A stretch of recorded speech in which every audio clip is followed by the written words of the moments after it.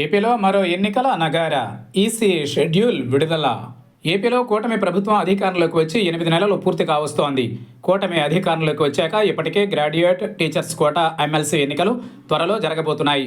ఇదే క్రమంలో కేంద్ర ఎన్నికల సంఘం మరో ఎన్నికలకు షెడ్యూల్ విడుదల చేసింది. దీంతో త్వరలో ఆ ఎన్నికలు కూడా జరగబోతున్నాయి. అయితే ప్రస్తుతం అసెంబ్లీలో 164 సీట్లతో దుర్భేద్యంగా కనిపిస్తున్న కూటమి ఇక్కడ హవా చలాయించబోతోంది. ఏపీ శాసన మండలిలో త్వరలో 5 ఎమ్మెల్యే కోటా ఎమ్మెల్సీ స్థానాల పదవీకాలం ముగియనుంది. దీంతో ప్రస్తుతం ఆయా సీట్లలో ఎమ్మెల్సీలుగా ఉన్న జంగా కృష్ణమూర్తి, దువ్వారపు రామారావు, పరుచూరి అశోక్ బాబు, తిరుమల నాయుడు, యనమల రామకృష్ణుడు మాజీలు కాబోతున్నారు.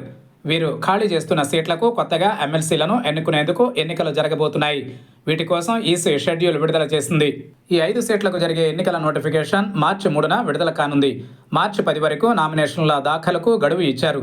11న నామినేషన్ల పరిశీలన ఉంటుంది. అనంతరం 13న ఉపసంహరణ గడువు ఇచ్చారు. మార్చి 20న 5 సీట్లకు ఎన్నికలు జరుగుతాయి.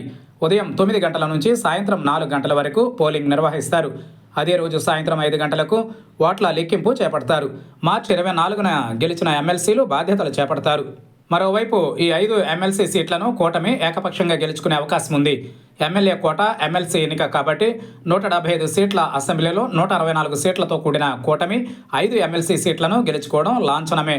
దీంతో వైసీపీకి ఈసారి కూడా నిరాశ తప్పకపోవచ్చు.